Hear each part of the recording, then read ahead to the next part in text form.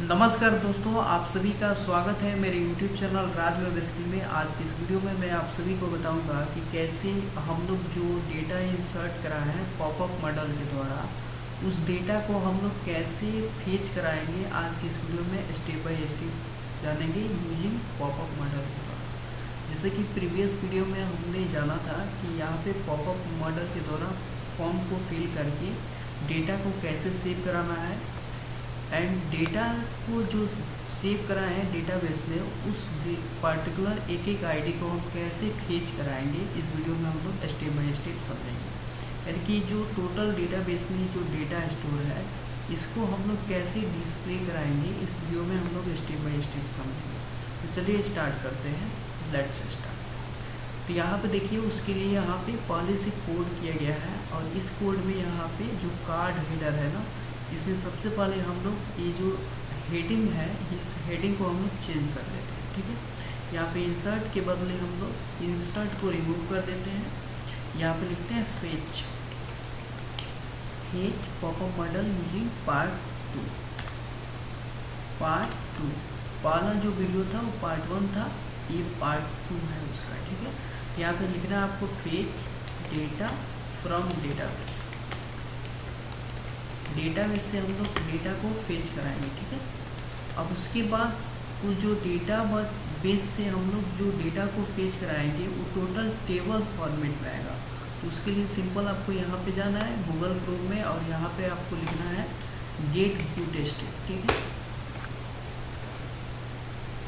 देखिए getbootstrap.com क्या होता है। एक बना बनाया हुआ टेम्पलेट, यहाँ से आपको सिंपल कोड मिल जाता है। आपको कोड करना नहीं होता है, सिंपल आपको यहाँ पे जाना है और लेटेस्ट वर्जन को सिलेक्ट कर लेना है जो अभी मार्केट में चल रहा है। जैसे कि लेटेस्ट वर्जन अभी 5.2 चल रहा है, आपको यहाँ पे क्लिक कर देना है, ये वर्जन आपका सेलेक्ट हो जाएगा और सिंपल आपको यहाँ पे सर्च में आपको टाइप करना है टेबल। आपको टेबल की रिक्वायरमेंट है तो आपको यहाँ पे लिखना है टेबल्स लिख के उसके बाद सर्च पे क्लिक कर देना है। ये देखिए टेबल फॉर्मेट आ जाएगा यहाँ पे टेबल फॉर्मेट। या फिर अगर आप इसका यूज़ नहीं करना चाहते हैं तो आप सिंपल कोडिंग भी कर सकते हैं। यहाँ पे टेबल का फॉर्मेट आ गया है, यहाँ से आप इस कोड को कॉपी कर सकते हैं। अगर नहीं चाहते हैं तो आप कोड भी कर सकते हैं। चलिए हम लोग कोडिंग के माध्यम से भी देख लेते हैं। ये जो कार्ड बॉडी है ना, ये जो बटन है, इस बटन को हम लोग यहाँ से रिमूव कर देते हैं और यहाँ पे जो H1 है ना, इसके जस्ट पास में इसको हम लोग रख लेते हैं। ठीक है, अब यहाँ पे कार्ड बॉडी में हम लोग कोडिंग करना स्टार्ट करते हैं। यहाँ पे टेबल फॉर्मेट लाने के लिए सिंपल आपको लिखना है टेबल क्लास इक्वल टू, देखिए बूटस्ट्रैप का अगर टेबल को डिजाइनर कुछ बनाना चाहते हैं तो बूटस्ट्रैप का क्लास होता है टेबल बॉर्डर होता है। ठीक है, टेबल बॉर्डर का मतलब क्या होता है कि ये जो टेबल फॉर्मेट बनेगा ना, वो ऑटोमेटिक जितने भी डेटा है उसके चारों तरफ से बॉर्डर दे देगा। ठीक है, उसके बाद इसको क्लोज कर देना है और टेबल को भी क्लोज कर देना है। ठीक है, और देखिए टेबल में बेसिकली 2 सेक्शन में हम लोग डेटा को दिखाते हैं। एक तो हेडिंग के लिए दिखाते हैं और एक टेबल डेटा के लिए दिखाते हैं। तो टेबल हेडिंग को दिखाने के लिए हम लोग टी हेड के यूज करते हैं और टेबल डेटा को दिखाने के लिए हम लोग टी बॉडी में दिखाते हैं। ठीक है, इसमें आपको सबसे पहले हेडिंग लिखना है, उसके लिए आपको यूज करना है टी हेड। ठीक है, टी हेड को क्लोज भी कर देना है और टी हेड में जो डेटा आएगा वो टोटल रो में आएगा। उसके लिए हम लोग TR यूज करते हैं। TR का मतलब होता है टेबल रो। टेबल रो में एक डेटा को हम लोग दिखाते हैं। तो इसमें टेबल रो में हम लिखेंगे TH, उसके बाद TH को क्लोज कर देंगे। सबसे पहले आएगा सीरियल नंबर, यानी कि जो नंबर आएगा ना, ऑटो इंक्रीमेंट, आपने जो ID सेलेक्ट किया था ऑटो इंक्रीमेंट, वो एक नंबर में आएगा तो आपको लिखना है सीरियल नंबर और जितने भी डेटा है उतने पार्ट में इसको कॉपी करना है। ठीक है, तो पहले आप डेटाबेस में जाइए, आपको यहाँ पे गूगल क्रोम में जाना है और लोकल हॉस्ट phpMyAdmin का जो डैशबोर्ड है उसमें देख लेना है कि उसमें टोटल नंबर ऑफ कॉलम कितने बनाया है। तो ये देखिए नंबर ऑफ कॉलम कितने बनाए हैं, 1 2 3 4। और ये टाइम स्टाम्प, ये क्या होता है, डिफ़ॉल्ट में होता है, इसको दिखाना उतना नेसेसिटी नहीं होता। टोटल कॉलम कितना बना है, 4। इतना ही कॉलम आपको यहाँ पे बनाना है टेबल हेडिंग में। तो एक बन गया, सिंपल इसको कॉपी कर लीजिए और यहाँ पे नीचे आके पेस्ट कर लीजिए 3 4। टोटल कितने हो गए 4। फर्स्ट में सीरियल नंबर था, सेकंड में क्या है नेम है, नेम यानी कि फर्स्ट नेम था तो आपको लिखना है यहाँ पे फर्स्ट नेम। सेकंड में क्या था देख लीजिए, यहाँ पे आपको मिस्टेक नहीं करना है, देख लेना है डेटाबेस में जो नाम है वही लिखना है। यहाँ पे ईमेल है, फ़ोन है, तो फिर यहाँ पे आपको लिखना है ईमेल, इसको रिमूव करके आपको यहाँ पे लिखना है ईमेल। इसके जस्ट बाद में क्या है फ़ोन है, तो फ़ोन आपको लिख लेना है यहाँ पे, ठीक है। अब इसके बाद यहाँ पे टी हेड में टेबल, मैंने बताया था कि टेबल में टोटल 2 सेक्शन होता है, एक हेडिंग के लिए और एक टेबल डेटा को दिखाने के लिए। तो टेबल डेटा को दिखाने के लिए इसमें जो पार्ट आता है वो टी बॉडी आता है, ठीक है। टेबल बॉडी यानी कि टेबल बॉडी में हम लोग टेबल डेटा को दिखाते हैं, तो आपको लिखना है टी बॉडी, टैग के साथ देना है टी बॉडी, ठीक है। टी बॉडी को क्लोज भी कर देना है और टी बॉडी में हम लोग टेबल के डेटा को दिखाते हैं और टेबल डेटा को हम लोग किस में रखते हैं टीआर में रखते हैं। तो टीआर यहाँ पे स्टार्ट कर लेना है, टीआर क्लोज कर देना है और इसमें आपको लिखना है टीडी, टीडी को स्टार्ट करना है, टीडी यहाँ पे क्लोज कर देना है, ठीक है। टीडी में सिंपल हम लोग, चलिए हम लोग डेमो के लिए कुछ दिख लेते हैं कि क्या आउटपुट आ रहा है या फिर नहीं। यहाँ पे मैं लिख देता हूँ 1, ठीक है।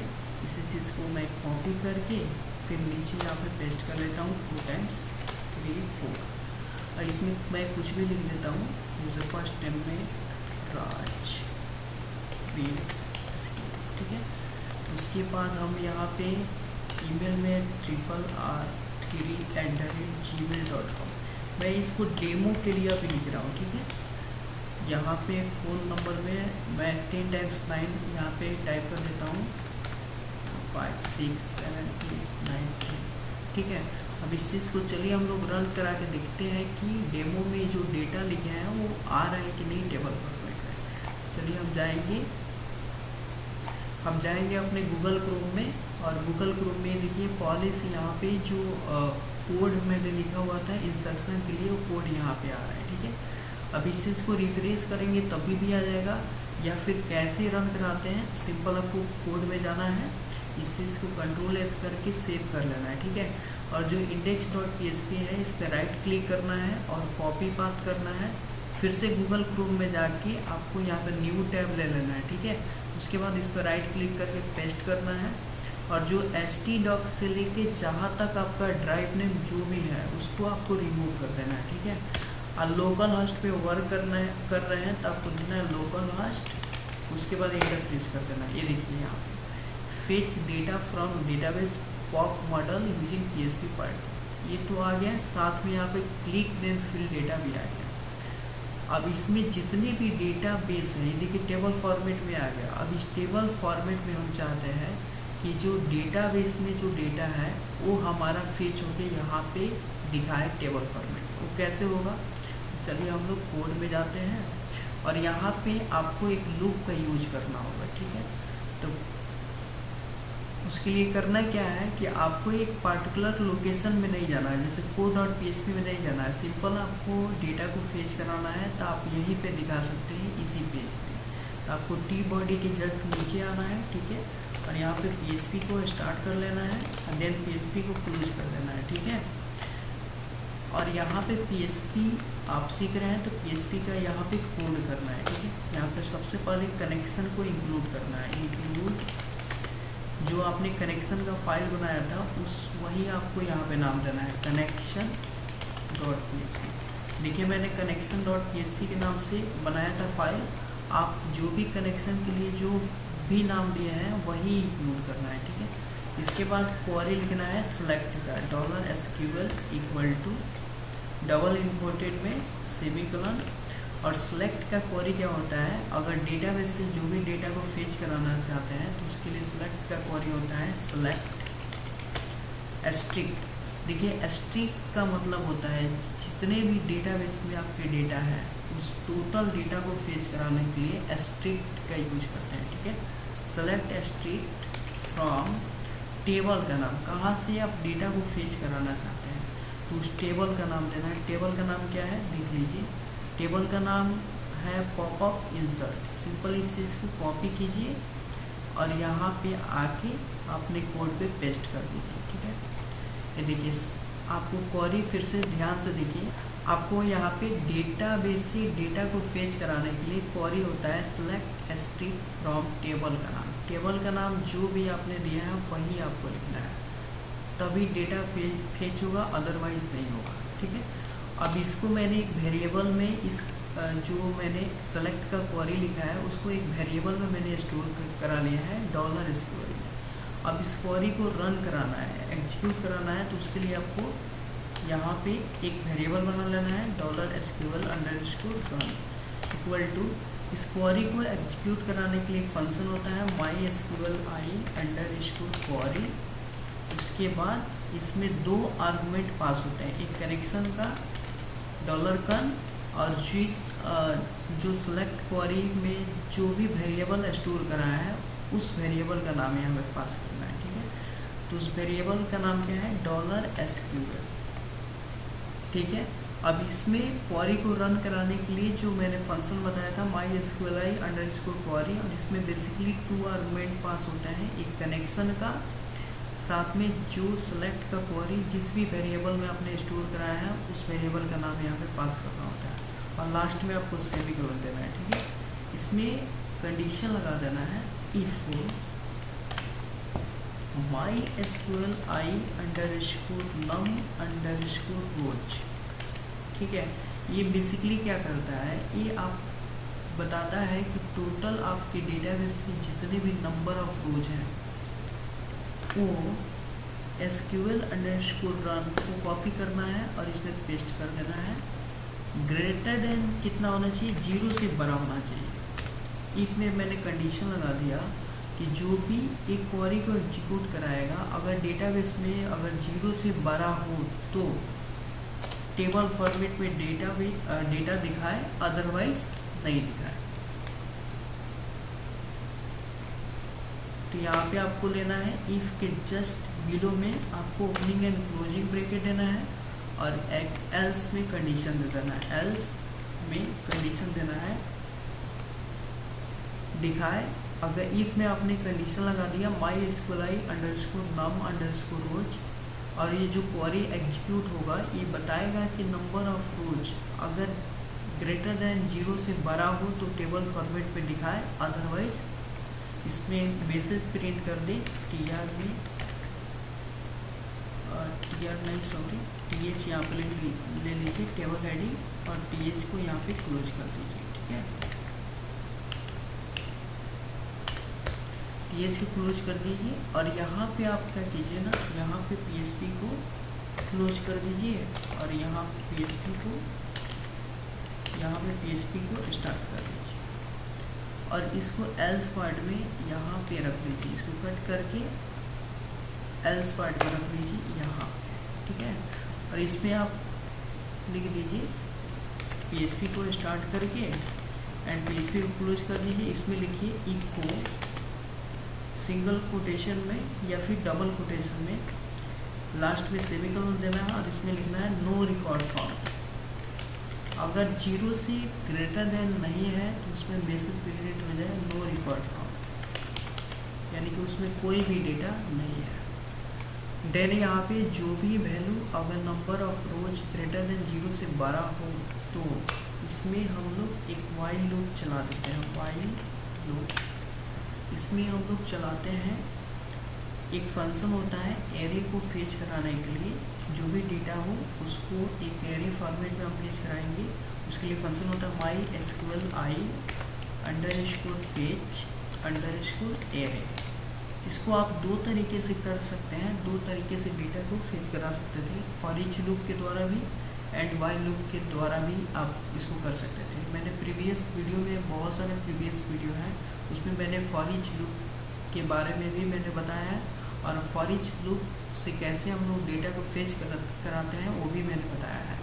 अब इसमें हम लोग वाइल लूप से समझते हैं। ठीक है, तो यहाँ पे लिखना है वाइल में mysqli_fetch_array और इसमें क्या करना है, ये जो फंक्शन है ना $SQL_run, ये जो वेरिएबल है इस वेरिएबल को कॉपी करके इसमें आपको पेस्ट कर देना है। ठीक है, और ये जो यहाँ से आप लिख रहे हैं ना इसको एक वेरिएबल में स्टोर करा देना है। डॉलर इक्वल टू दे देना है, ठीक है। इसके बाद यहाँ पे आपको इसका भी ओपनिंग एंड क्लोजिंग ब्रैकेट दे देना है वाइल लूप का, ठीक है। ये देखिए जो बेसिकली ये जो है ना, इसको आप यहाँ से रिमूव कर दीजिए, कट कर दीजिए। ये इफ़ कंडीशन का, इफ़ का ब्रैकेट था, एक यहाँ पे वाइल लूप का भी bracket, opening and closing bracket ले लेना है, ठीक है। और यहीं पे आपको क्या करना है, PHP को क्लोज कर देना है और PHP को यहाँ पे स्टार्ट कर लेना है, ठीक है। और ये जो वैल्यू है ना, ये जो आपने यहाँ से TR से लेके और TR क्लोज तक, और यहाँ से लेके यहाँ तक के डेटा को कट कर लेना है, ठीक है।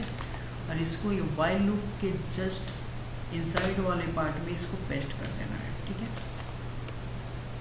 अब देखिए इसमें जो यहाँ पे TD जो फर्स्ट वाला जो डेटा है, इसमें सिंपल आपको करना क्या है, ये PHP को मैंने क्लोज कर दिया। ये देखिए इफ़ का एक ब्रैकेट यहाँ पे क्लोज हो गया एंड वाइल का एक ब्रैकेट यहाँ पे क्लोज हो गया, है ना, सिंपल, ये टोटल सही है।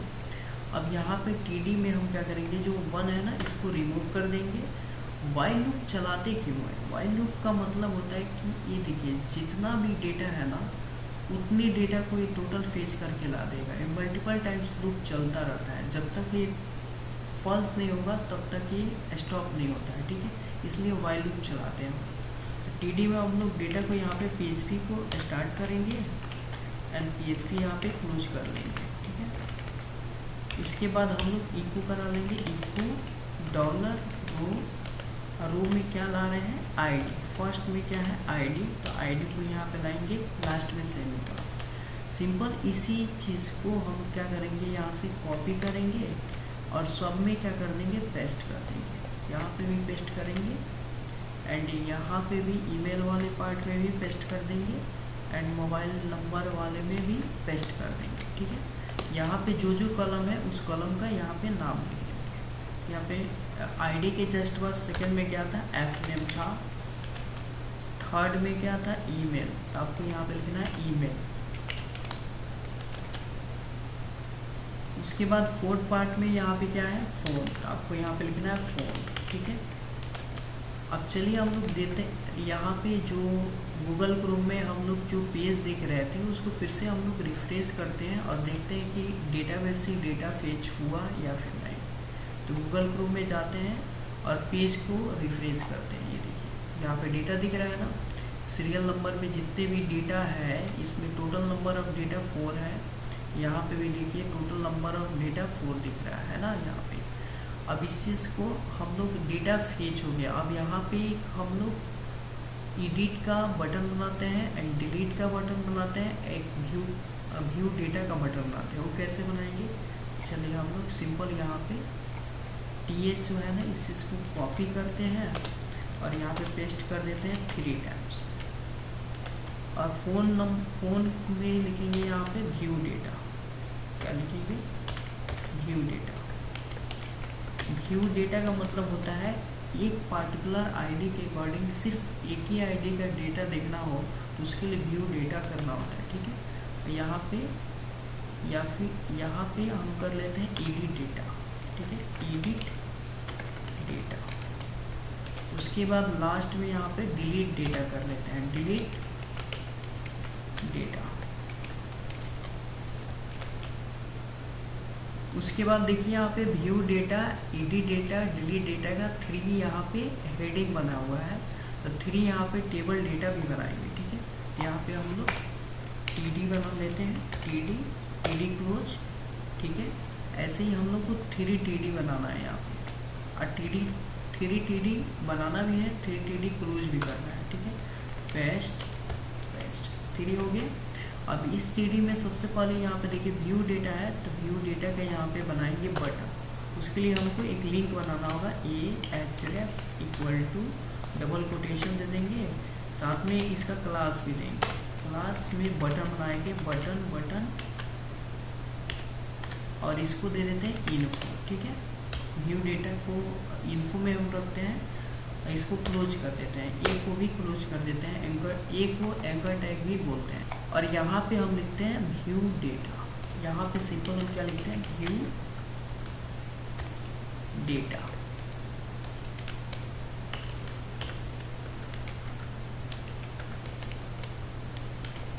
ठीक है।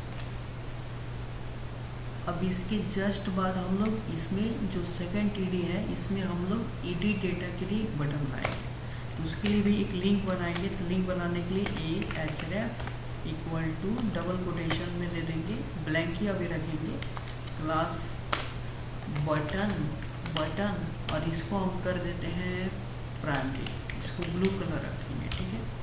इसको क्लोज कर देते हैं और इसमें हम लिखते हैं एडिट डेटा, ठीक है।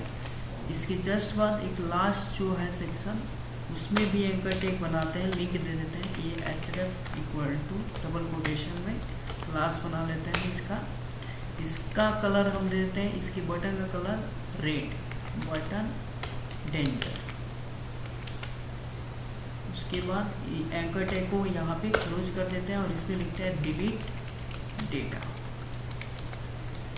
देखिए यहाँ पे क्लास जो दिया ना, क्लास का एक्चुअल मतलब होता है कि जो ये व्यू डेटा है ना ये बटन में हो जाएगा और इस बटन का कलर इन्फो में हो जाएगा। फिर एडिट डेटा है तो यहाँ पे एडिट भी एक बटन में हो जाएगा और एडिट का कलर प्राइमरी हो जाएगा। फिर ये जो डिलीट डेटा है, डिलीट डेटा भी एक बटन में हो जाएगा और एक डेंजर में हो जाएगा। और यहाँ पे एंकर टैग का यूज हुआ है। एंकर टैग का मतलब होता है कि यहाँ पे एक लिंक बन जाएगा। क्या बन जाएगा? लिंक बन जाएगा। अब चलिए हम लोग इसको सेव करके देखते हैं। इन्फो प्राइमरी डेंजर आपको समझ में आ जाएगा जब व्यू कराएंगे किस कलर में हो रहा है। चलिए हम इसको क्रोम में जाते हैं, इस पेज को रिलोड करते हैं। देखिए क्या बन गया ना, view data, edit data, delete data, है ना। ये देखिए प्रॉपर फॉर्मेट में नहीं दिख रहा है, तो इसको हम क्या करते हैं ना, ये जो है ना इस सेक्शन को थोड़ा और बड़ा कर लेते हैं जिससे कि प्रॉपर और दिखेगा। तो यहाँ पे कॉल एमडी 8 था, इसको मैं कॉल एमडी 12 कर लेता हूँ। क्या करता हूँ, कॉल एमडी इसको मैं 12 कर लेता हूँ। एक मिनट, तो अभी आपको दिखेगा यहाँ पे कॉल एमडी मैंने 8 मेंशन किया है, मैं इसको कॉल एमडी 10 कर लेता हूँ। अब पेज को रिलोड कराता हूँ। ये देखिए अब थोड़ा और अच्छा दिख रहा है। इस बटन को छोटा करने के लिए, अगर छोटा करना चाहते हैं तो आपको सिंपल यहाँ पे लिखना है, बटन वाले सेक्शन में आपको BTN SM लिखना है। अब BTN SM कीजिएगा तो जो बटन है ना वो छोटा बन जाएगा। चलिए हम लोग इसको सेव करके देखते हैं इसका आउटपुट कैसा आता है। तो इसको पेज को रिलोड करते हैं। देखिए बटन क्या हो गया, छोटा बन गया। इसी तरह सब में कॉपी कर लेते हैं, इसी चीज़ को, सेम चीज़ को कॉपी करते हैं और यहाँ पे पेस्ट कर लेते हैं। यहाँ पे भी हम क्या करते हैं, पेस्ट कर लेते हैं। अब इसको रिलोड कराते हैं पेज को। ये देखिए है ना, ये प्रॉपर दिख रहा है। ये कुछ प्रॉपर नहीं दिख रहा है, इसको हम लोग क्या कर देते हैं, यहाँ पे इंड कर देते हैं, यहाँ पे ला देते हैं, कुछ और अच्छा दिखेगा, है ना। तो इसको प्रॉपर दिखाने के लिए हम क्या करते हैं, यहाँ पे इसको H1 ना करके मैं इसको H3 कर लेता हूँ और यहाँ पे भी मैं इसको H3 कर लेता हूँ, ठीक है। और इसको हम क्या करते हैं, डिव सेक्शन में रख देते हैं, डिव और डिव को क्लोज करके इस बटन को पार्टिकुलर एक डिव में ही रखते हैं, ठीक है। और इसकी क्लास, इसमें क्लास दे देते हैं क्लास, और इसको हम दे देते हैं फ्लोट इंड। इसको लास्ट में इस बटन को दिखाने के लिए फ्लोट इंड कर देते हैं। अब चलिए पेज को रिलोड कराते हैं। अब देखिए पेज को रिलोड कराने के लिए फिर से गूगल क्रोम में जाएंगे, पेज को रिलोड कराएंगे। ये देखिए फ्लोट में इंड हो गया। यानी कि अब इसको हम लोग सेंटर भी कर देते हैं। H1 में जो मैंने लिखा हुआ है ना, इसको मैं सेंटर कर देता हूँ। तो यहाँ पे H3 class equal to text centre, ठीक है। और फॉन्ट को बोल्ड करने के लिए FW बोल्ड, ठीक है। अब चलिए पेज को फिर से रिलोड कराते हैं। ये देखिए सेंटर में हो गया, प्रॉपर दिख रहा है। यहाँ पे क्लिक देन फिल डेटा, यहाँ से फिल कर सकते हैं। एंड यहाँ पे व्यू, यहाँ पे डेटा आपका जितने भी डेटाबेस में है टोटल यहाँ पे फीच होके डेटा दिख रहा है। तो मैं उम्मीद करता हूँ ये वीडियो देख के आप सभी के लिए बहुत ही ज़्यादा यूज़फुल रहा होगा। तो चलिए मिलते हैं नेक्स्ट वीडियो में नेक्स्ट टॉपिक के साथ। तब तक के लिए बाय, टेक केयर।